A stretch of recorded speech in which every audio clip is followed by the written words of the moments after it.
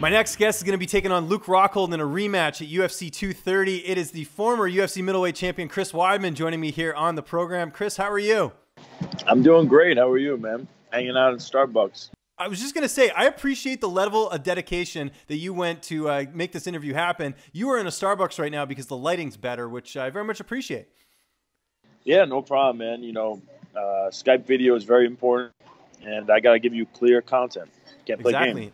And we should be getting a check from Starbucks with the logo in the background. That's nice endorsement here. Yeah, but you just missed it, man. I think they won't let me in the bathroom.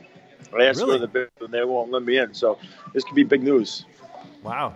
Imagine denying kidding. Chris Weidman. I don't know if you know, but there was some Starbucks controversy with the Starbucks bathrooms. Oh, that's right. Yeah, I remember. Yeah, I'm up here in Canada, so I'm a little bit sheltered about all that stuff. So oh, you're Canada? Yeah, up in Canada. Okay. Yeah, so congratulations with the recreational marijuana. Yes, absolutely. Yeah, it's a good day today, and it's been a while since we've seen you in the cage. Of course, the last time you fought was when you beat Kelvin Gastelum.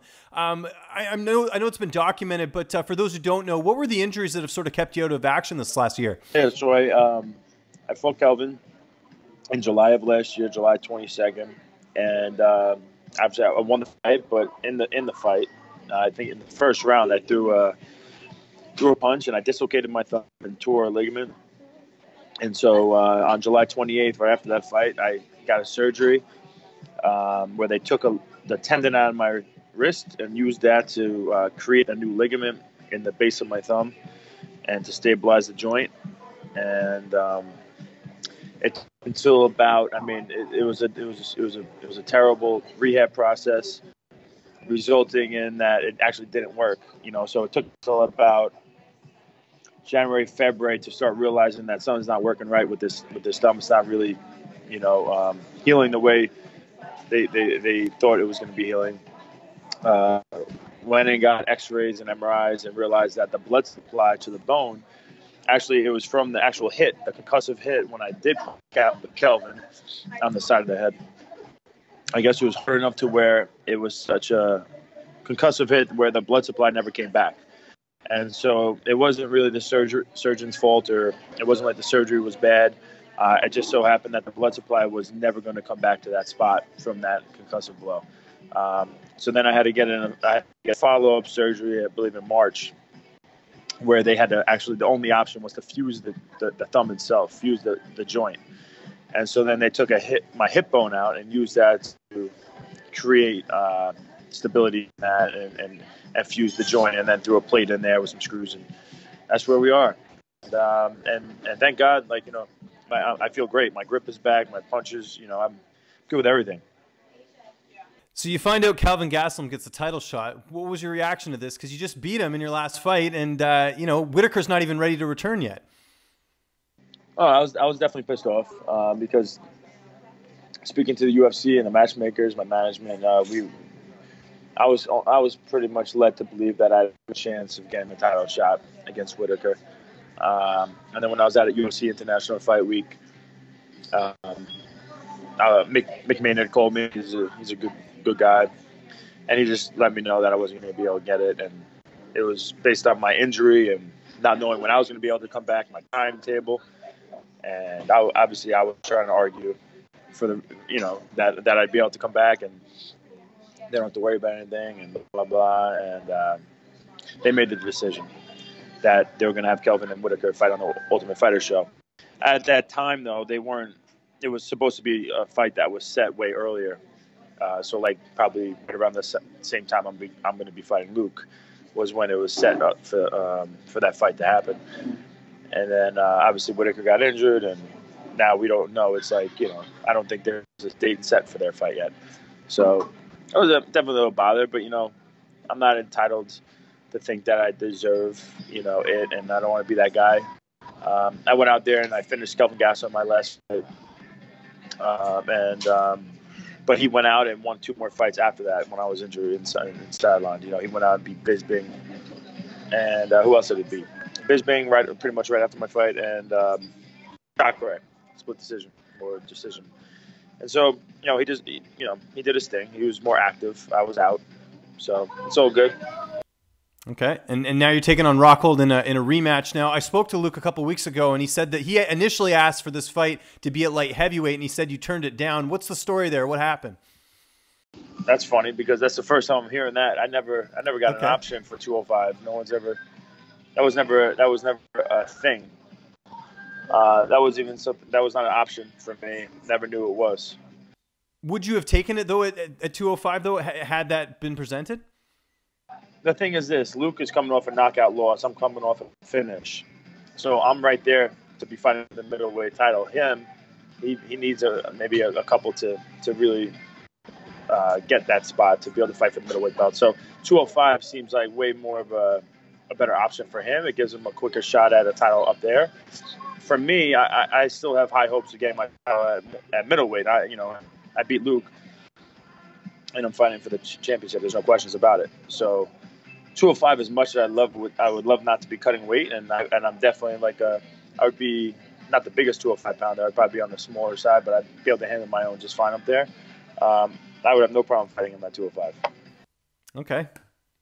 But yeah, right now, no, I hear you. I hear you. The shot's in the grasp, right? Yeah. I'd be giving up my position at middleweight division now as a potential #1 contender already. So for me just to go up to 205, because that works out better for Luke, that really wouldn't be super smart. And I'm just thinking this through right now because honestly, it was never an option. I never even thought of that. Were you surprised, though, to get Luke as an opponent? Because it seemed like he was headed to 205 pounds after his last fight because he cuts a lot of weight, I think even more than you do. I thought, Luke was my first loss ever in my career. I was undefeated as a champ, and he came out and he beat me. So it was definitely one of those fights I wanted to get back at some point. I wanted redemption, just competitively, nothing personal. And, yeah, so I kind of, I was set to have an immediate rematch after I lost, and then I had the neck surgery weeks out from that fight, and Bisping steps in and changed everything. So I always thought it would be way sooner that I would have my rematch with Luke. But that's not the way things worked. I do feel like we're the two best, some of the two best guys in 85 and 205, and at some point we're the same age. At some point we're going to be fighting again. So. In that first fight, and you mentioned it being your first loss, I hear from a lot of other fighters that, you weren't 100% heading into the fight. And I know oftentimes when you are fighting, you're not 100%. But what were some of the issues that you had going into that fight? Because I don't think that's really been talked about too much. I'll preface it with, he went out to beat me. I went out to beat him. He beat me. It was his night. He was a better guy that night. But, yeah, now we're rematching, and people ask me these questions. And the truth is it was probably my worst camp. It was probably the most I've questioned my preparation. Hang on one second. It's probably the most I've questioned my preparation heading to a fight. So I did a 6-week camp for that fight. In the first week, I fractured my foot, my cuboid bone on the elbow. And I figured it was going to heal by the time of the fight and just kind of work around it. And it never healed. It didn't heal in time at all for the fight, and it really just impacted my preparation. I wasn't able to run and get my cardio in the way I usually would and kick. And so my cardio was questioned back in my mind big time in that fight, which I think led to a lot of issues. Yeah, so I'll just leave it at that for now. There's No, fair enough. No, I was just curious because I have talked to a lot of other fighters that have trained with you, and they mentioned that there was a few things heading in, so wanted to just get some clarification on that. As far as this training camp, have you kept things business as usual? Just training at Longos, or have you switched things up at all? Between this training camp and let's say the last time I fought Luke is my training camp this time was probably I started training pretty hard about 16 weeks out. I had a lot of time off. And so I wanted to make sure I got in shape and got my hand tested and, just made sure I checked all the boxes. And so I'm in amazing shape right now. My cardio probably has never been better. So a way longer camp, training with the same guys, Sarah Longo's squad. I feel like the best coaches and team in the world. So everything's pretty much the same with that. What about your weight cut? Are you working with anyone for this cut? Yeah, my strength coach, and he's also a nutritionist, Tony Ricci. He helped me from my last one with Kelvin Gastelum. He's PhD. Smart guy. He's a professor at a local college here on Long Island. So he's helping me out. And, so Fight Shape Reaching. Okay, yeah, we got to check him out. But I imagine the cut's going well. We're a couple weeks from the fight. You got the coffee there. Seems like you're in a good mood. So. I got a little sandwich. I've been usually from the last couple of camps. I train once or twice a day. For this camp, I've done mainly 3 times a day, mostly 3 times a day, sometimes 2 times a day. Today happens to be a 2 time a day, and it's not because I'm not killing myself. I'm really smart. I don't feel burnt out. Just because I added in some early morning routines, so that gives me a little edge. I feel like with my cardio, with prehab and stuff like that, making sure I don't get injured, just staying on top of things, being a little smarter like that. And so I'm getting up early, getting in early, and getting done as early as possible. But now I'm getting 3 workouts in a day, and I feel great. How do you see this rematch playing out on November 3rd? I see me finishing him. I think I say I knock him out in the first round. Have you been told if you get a win here that a title shot's next in middleweight? I know Calvin and Robert still have to fight, but has that been something that's been mentioned to you at all? No, it's one of those things that don't even need to be mentioned. I know it was between me and Whitaker who got the last one, so I go out there and do what I need to do against Luke. I don't think there's any questions. What do you like doing on your downtime outside of fighting? I know you're a family man, you got to be a dad and all that, but are you getting in any Netflix time or any video games, anything like that? I'm a podcast. I like podcasts in the car. Okay. So I listen to Joe. What's on your podcast list right now? Joe Rogan, obviously. I mean, that's mandatory if you're in combat Rogan, sports, right? Of course. Jocko Willink, Tim Ferriss. I'm actually reading his book right now. Was it The Tools of the Titans or something of the Titans? Yeah. Yeah.